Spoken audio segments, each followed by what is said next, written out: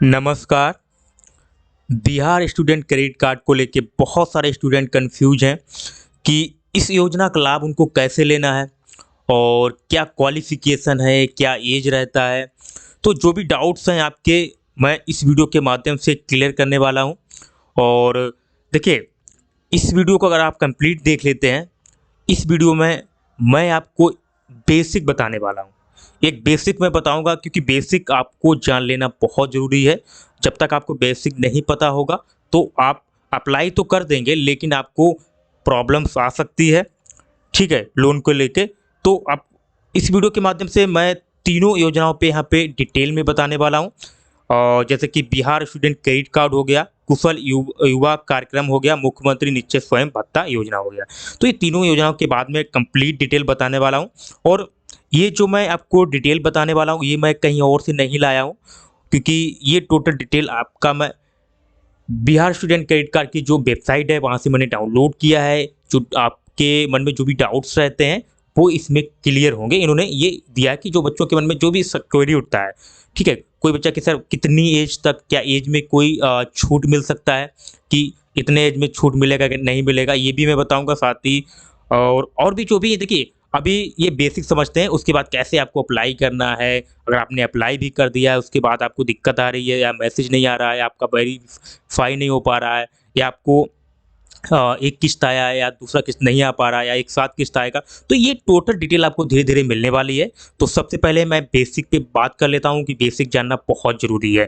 तो सबसे पहले बिना देरी करे स्टार्ट करता हूँ। तो जल्दी से चैनल को सब्सक्राइब जरूर कर लीजिएगा, वीडियो को लाइक कीजिएगा, शेयर कीजिएगा, जिससे और भी स्टूडेंट को कोई भी दिक्कत ना हो। अब यहाँ पे बिल्कुल बेसिक मैं यहाँ पे बता रहा हूँ, ठीक है, अभी मैं बिल्कुल बेसिक बता रहा हूँ आपको। तो सबसे पहले जो सवाल है यहाँ पे देखेंगे, जिला निबंधन एवं परामर्श केंद्र क्या है, ठीक है। तो सबसे पहले इसको समझिए ये है क्या, जहाँ से आपको योजना का लाभ मिल रहा है। देखिए इसका मतलब है, उत्तर यहाँ पे देखेंगे योजना के अंतर्गत, यहाँ पे समझते हैं। योजना के अंतर्गत ऑनलाइन आवेदन देने वाले सभी आवेदक को योजना का लाभ उठाने हेतु अपने मूल कागजों की जांच जिला निबंधन एवं परामर्श केंद्र पर कराना आवश्यक है। कागजातों की जांच एवं अधिकारी पदाधिकारी की स्वीकृति के पश्चात आवेदक को योजना का लाभ उठा सकेंगे।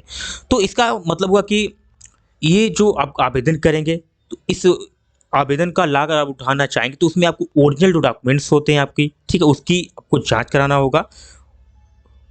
और वो भी जो वहाँ के अधिकारी हैं, पदाधिकारी, उनकी जांच पूरा वेरीफाई करेंगे, तब जाके आप इसका लाभ उठाएंगे, ये ठीक है, तब आपको इसका लाभ मिलेगा, यानी कि आपके ओरिजिनल डॉक्यूमेंट्स होने चाहिए। अब यहाँ पे ये तीनों योजनाएं यहाँ पे बताया गया है। आर्थिक हल युवाओं को बल के अंतर्गत कौन कौन सी योजनाएं हैं, तो सिंपली मैंने बता दें, तीन योजनाएं हैं जो कि यहाँ पे आप उत्तर में देख सकते हैं, ठीक है। पहली योजना की बात करूँ यहाँ पे, मुख्यमंत्री निश्चय स्वयं भत्ता, ठीक है। और दूसरी यहाँ पे देखेंगे बिहार स्टूडेंट क्रेडिट कार्ड, ठीक है। और तीसरा यहाँ पे देखेंगे कुशल युवा कार्यक्रम, यानी कि तीन योजनाएं इसके अंतर्गत आती हैं जो कि मैंने आपको बता दिया। एक बेसिक है जो कि समझना बहुत जरूरी है, ठीक है। अब इस योजना का लाभ कैसे आपको उठाना है, देखिए अब यहाँ पे लिखा है योजना का लाभ उठाने हेतु आवेदन की प्रक्रिया, यानी कि अब जब इस योजना का आप लाभ उठाएंगे तो उसका प्रोसेस क्या है, प्रक्रिया क्या है उसका, ठीक है। तो उसका प्रोसेस ये है, सबसे पहले आपको क्या करना है, ठीक है। सर्वप्रथम, यानी कि सर्वप्रथम मतलब सबसे पहले, सर्वप्रथम योजना का लाभ उठाने हेतु आवेदन द्वारा एक आवेदन ऑनलाइन पत्र भरना अनिवार्य है, ठीक है। थोड़ा मैं हाईलाइट कर लेता हूँ, थोड़ा सा डिटेल में बताता हूँ। भरना अनिवार्य ऑनलाइन आवेदन आर्थिक हल युवाओं बल की वेबसाइट निश्चय युवा यूपी मिशन बिहार .gov.in पर लॉगिन कर किया जा सकता है। और सर्वप्रथम आवेदक, फिर उसके बाद यहाँ पे देखें, सर्वप्रथम आवेदक वेबसाइट के होम पेज पर न्यू एप्लीकेशन रजिस्ट्रेशन पर जाकर पंजीकरण करेगा। और पंजीकरण पश्चात आवेदक को वन टाइम एसएमएस ईमेल द्वारा मिलेगा, जिसकी सहायता से वह आवेदन प्रक्रिया को कर सकेंगे। ओटीपी की जांच के पश्चात आवेदक यूजर आईडी पासवर्ड की सहायता से आगे की आवेदन प्रक्रिया पूरी कर सकेंगे एवं अपनी ज़रूरत के अनुसार एक योजना का चयन कर सकेंगे। इसमें क्या होगा कि सबसे पहले आपको इस वेबसाइट पे जाना है। वेबसाइट का नाम है, यहाँ पे आप देख सकते हैं निश्चय, यहाँ पे मैंने क्लिक कर दिया, ठीक है, मैंने क्लिक कर दिया, देखिए आप वेबसाइट पे आ चुके हैं। तो इस पे जाने के बाद आपको यहाँ पे लिखा है ना, न्यू एप्लीकेशन रजिस्ट्रेशन, ठीक है। मैं डिटेल में इसलिए बता रहा हूँ एक अच्छे से आपको क्लियर समझ में आए, ठीक है। और वो तो मैं आपको पीडीएफ में बता ही रहा हूँ, लेकिन यहाँ पे बताऊंगा। तो आपको सिंपली एक वेबसाइट पे आ जाना, नीचे जो आप पढ़ भी यहाँ पे देख भी पा रहे होंगे, 7 निश्चय युवा, यहाँ पे देखेंगे आप, क्योंकि वहाँ पे वेबसाइट लिखी हुई है, ये वेबसाइट पे आपको डालना है, उसके बाद यहाँ पे आ जाना है, उसके न्यू एप्लीकेशन रजिस्ट्रेशन पे आपको क्लिक करना है। अब यहाँ पे आप देख सकते हैं ये डिटेल यहाँ पे ओपन हो चुकी है। कैसे फिलअप करना है ये डिटेल भी मैं जल्द ही वीडियो इसके बनाने वाला हूँ, डिटेल में बताऊँगा, जिससे आपको कोई दिक्कत नहीं होने वाली है। तो अभी बेसिक पे समझते हैं फिर से, जो बेसिक मैं आपको बता रहा तो मैं उसी की भी बात कर लेता हूँ यहाँ पे। तो अब यहाँ पे इतना प्रोसेस मैंने बता दिया है, ठीक है। अब यहाँ पे देखें, ऑनलाइन आवेदन से पूर्व आवश्यक कि आवेदक ईमेल आईडी एवं मोबाइल से तैयार रखें। देखिए, जब आप ऑनलाइन फिलअप करेंगे इसको तो आपको अपना मोबाइल नंबर, ईमेल आईडी सक्रिय करके रख लेना, इनके रेडी रहना आपको, कि उस पर OTP आएगा जो आपको यहाँ पे वेरीफाई करना होगा। अब यहाँ पे आते हैं अर्हता एवं शर्तें, यानी कि जो आपका क्वालिफिकेशन है और कंडीशन जो भी है वो आपको समझ लेना है, ठीक है। तो ये अब तीनों का अलग अलग दिया गया। ये मुख्यमंत्री निश्चित सहायता स्वयं सहायता भत्ता योजना की बात हो रही है यहाँ पे, और यहाँ पे हो रही कुशल युवा प्रोग्राम कार्यक्रम की। उसके बाद यहाँ पे बिहार स्टूडेंट क्रेडिट कार्ड की, ठीक है। टोटल डिटेल यहाँ पे दिया गया, जो भी डाउट है आपके क्लियर होने वाले हैं इसमें। तो सबसे पहले यहाँ पे बात कर लेता हूँ मुख्यमंत्री निश्चित स्वयं सहायता भत्ता योजना की। तो योजना का लाभ हेतु प्राप्त करने अर्हता एवं शर्तें, यानी कि क्वालिफिकेशन और रूल्स जो नियम है, ठीक, कंडीशंस है, वो यहाँ पे दी गई। क्या है ये? मुख्यमंत्री निश्चित स्वयं सहायता भत्ता योजना की यहाँ पे बात हो रही है, ठीक है। उसके बाद मैं बात करूंगा बिहार स्टूडेंट क्रेडिट कार्ड की।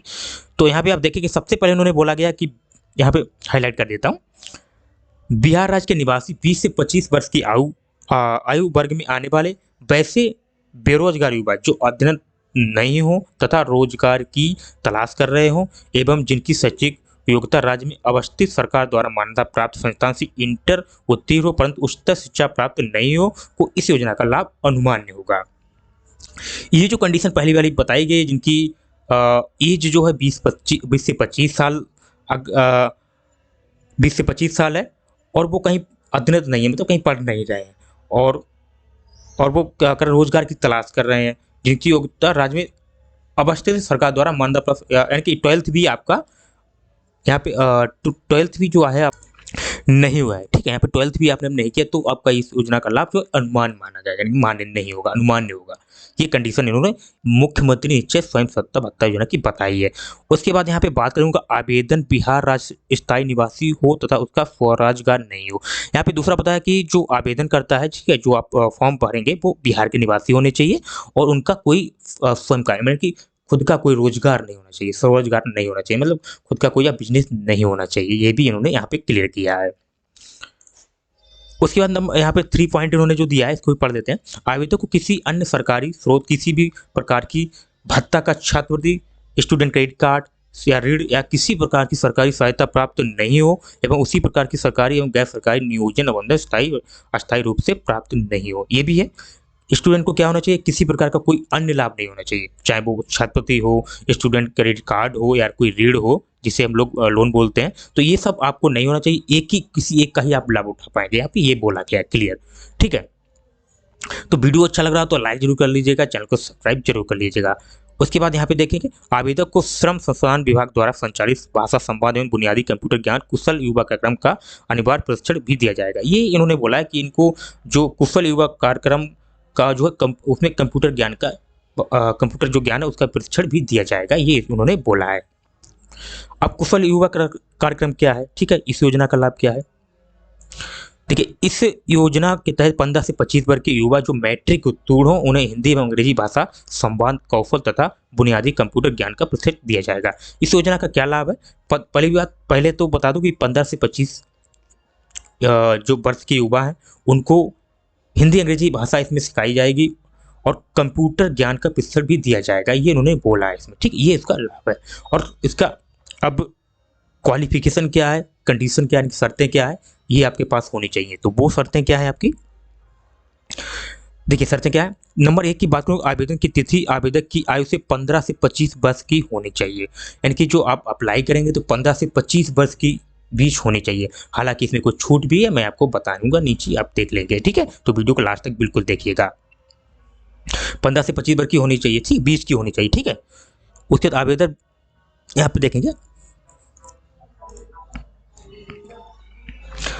आवेदक बिहार की अवस्थित सरकार द्वारा मान्यता प्राप्त शैक्षिक संस्थान में मात्र मैट्रिक अर्थात 10वीं उत्तीर्ण हो और कुछ शिक्षा प्राप्त नहीं किया हो, ना कर रहा हो, अथवा अधिकतम इंटरव्यू अर्थात 12 12वीं उत्तीर्ण हो और कोई उच्च शिक्षा प्राप्त नहीं किया हो, ना कर रहा हो। यहाँ पे बोला गया अगर आप 10th यानी कि मैट्रिक पास हैं और मैट्रिक के बाद आप कुछ भी शिक्षा नहीं पढ़ रहे हैं, तभी यहाँ पे एक कंडीशन बोली गई, तो भी ठीक है। और उसके बाद अगर आपने 12th कर रखा है, 12th के बाद आपने पढ़ाई छोड़ दिया है और आप पढ़ाई कहीं नहीं कर रहे हैं, तब भी आप एलिजिबल हैं। ठीक है, ये इन्होंने इसमें बोला है। ठीक है, क्लियर हुआ। उसके बाद आवेदक बिहार का स्थायी निवासी हो, उसके नियोजन अथवा स्वरोजगार ना हो। अब इसमें भी वही बोला गया कि आपको बिहार का ही देखिए होना जरूरी है, आप बिहार के निवासी तभी इसका लाभ ले सकते हैं और आपके पास कोई बिजनेस नहीं होना चाहिए। ठीक है, तब इसका आप लाभ ले सकते हैं। इस पॉइंट का मतलब ये हुआ।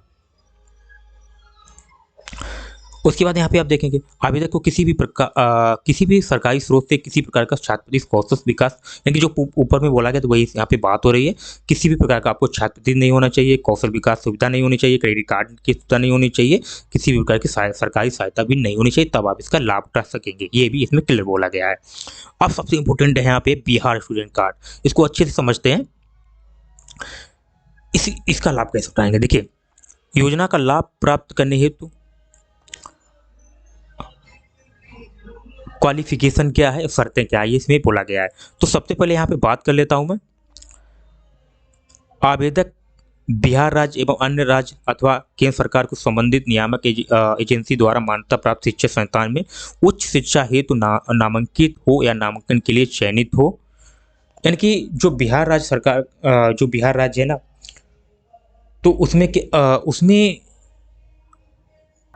देखिए इसमें सीधा अगर बोला जाए सीधा क्लियर किया गया है कि आवेदक जो आवेदन करेगा वो चाहे बिहार में पढ़ाई कर रहा हो, चाहे कोई भी अदर स्टेट में आप पढ़ाई कर रहे हैं, तो वहाँ पे आपका एडमिशन हो चुका हो, ठीक, या आपने नामांकित या आप वहाँ पे पढ़ाई कर रहे हो या आपने नामांकन लिया है, यानी कि या तो आपने पढ़ रहे हैं या आपने एडमिशन लिया है, तो आप इसके लिए एलिजिबल हैं यहाँ पे। ठीक है, ये इसमें क्लियर बोला गया है। ठीक है, आवेदक बिहार राज्य, अन्य राज्य या अथवा केंद्र सरकार से संबंधित नियामक एजेंसी द्वारा मान्यता प्राप्त शिक्षा संस्थान में, ठीक है, इनके मान्यता प्राप्त शिक्षा संस्थान होना चाहिए, उसमें आपने एडमिशन ले लिया है और आप उसमें चयनित हैं। ठीक है, या तो आप एडमिशन ले लिए हैं या फिर आप वहाँ पे जो है पढ़ाई कर रहे हैं। ठीक है, तब आप इसके लिए एलिजिबल हैं। उसके बाद यहाँ पे बात कर लेता हूँ नंबर 2 पॉइंट जो है, आवेदक बिहार का निवासी हो या राज्य में अवस्थित सरकार द्वारा मान्यता प्राप्त किसी संस्थान में 12वीं अथवा समकक्ष परीक्षा उत्तीर्ण हो। अब यहाँ पे इन्होंने सीधा क्लियर यहाँ पे बोल दिया कि आवेदक जो है बिहार का ही निवासी हो और राज्य में अवस्थित सरकार द्वारा मान्यता प्राप्त किसी संस्थान में 12वीं अथवा समकक्ष परीक्षा उत्तीर्ण हो, यानी कि 12वीं कक्षा होनी चाहिए या उसके समकक्ष, यानी कि आप 10th के बाद कोई कोर्स कर रहे हैं तो वो भी इसके लिए एलिजिबल है। ठीक है, और 12वीं पास हो। उसके बाद यहाँ पे बात करें 3 पॉइंट की, आवेदक किसी अन्य स्रोत से किसी भी प्रकार का छात्रवृत्ति भत्ता हो या स्टूडेंट क्रेडिट कार्ड हो, शिक्षा ऋण हो या किसी प्रकार की सहायता प्राप्त नहीं हो, कि सभी में से कोई भी उसको सहायता प्राप्त ना हो, ठीक है, तब इसका आपको लाभ मिलेगा। आवेदक की तिथि को आवेदक की आयु 25 वर्ष से अधिक नहीं हो। देखिए बहुत इंपॉर्टेंट पॉइंट है, अच्छे से समझिए इसको। आवेदक की तिथि आवेदन की आयु 25 वर्ष से अधिक नहीं हो। देखिए आपकी एज कितनी भी हो कोई फर्क नहीं पड़ता है, लेकिन यहाँ पे जिस दिन आप आवेदन करेंगे तब आपकी आयु 25 वर्ष होनी चाहिए यहाँ पे। ठीक है, जब आप आवेदन करेंगे तब आपकी आयु जो है 25 वर्ष होनी चाहिए, तब आप इसके लिए एलिजिबल हैं। ये आपको ध्यान रखना है, तब आप इसके लिए एलिजिबल हैं। अब मान के चलिए किसी बच्चे की अगर 24 साल हो चुकी है और आपने जस्ट अभी एडमिशन लिया, तो आप तुरंत अप्लाई कर दीजिएगा क्योंकि आपका 25 नहीं हुआ है। उसके बाद आप इसका लाभ लेते रहिए, 4 साल पूरा आपको लाभ मिलेगा इसका। ठीक है, अब यहाँ पे देखेंगे, यहाँ पे यह ऋण उच्च शिक्षा के सामान्य पाठ्यक्रमों एवं विभिन्न व्यवसायिक तकनीकी पाठ्यक्रम BA, BSc, इंजीनियरिंग, MBBS, प्रबंधन, निधि आदि के लिए दी जाएगी। देखिए ये सभी जो विभिन्न प्रकार के जो कोर्स है उनकी बात यहाँ पे कर दी गई है, चाहे वो तकनीकी हो यानी जिसे हम लोग बोलते हैं टेक्निकल इंजीनियरिंग, और BA हो गया या BSc हो गया या इंजीनियरिंग हो गए। ठीक है, और MBBS। ठीक है, MBBS वालों को बहुत चांस रहता है इसमें। MBBS वालों का मैंने देखा है कि बहुत जल्दी जो है लोन जो सेशन हो जाता है, मिल जाता है। ठीक है, तो ये जो अभी बेसिक था मैंने बता दिया है, और वीडियो बहुत लंबा हो रहा है, तो मैं चाहूँगा नेक्स्ट वीडियो में आपको अच्छे से डिटेल में बताया जाए कि क्या एज है, क्या एज में छूट मिलेगा कि नहीं मिलेगा, ये टोटल डिटेल इसमें दी गई है। तो मैं नेक्स्ट वीडियो में डिस्कस करूँगा। अभी आज के लिए इस वीडियो में इतना ही। तो मैं आशा करता हूँ मैं दूसरा वीडियो अपलोड कर दिया हूँ, उसको आप लोग देख लीजिएगा। अभी करने ही वाला हूँ, जस्ट या कल आपको इसका वीडियो मिल जाएगा देखने को। ठीक है। और अगर वीडियो अच्छा लगा हो तो लाइक जरूर कीजिएगा, चैनल को सब्सक्राइब जरूर कर लीजिएगा, क्योंकि अभी मैंने बेसिक ही बताया है। क्योंकि मेरा देखिए मकसद यही है कि आपको इस तरीके से जानकारी प्रोवाइड की जाए जिससे आपको कोई भी दिक्कत ना हो और आपको क्लियर समझ में भी आए। ठीक है, अब मिलते हैं नेक्स्ट वीडियो में, तब तक के लिए जय हिंद।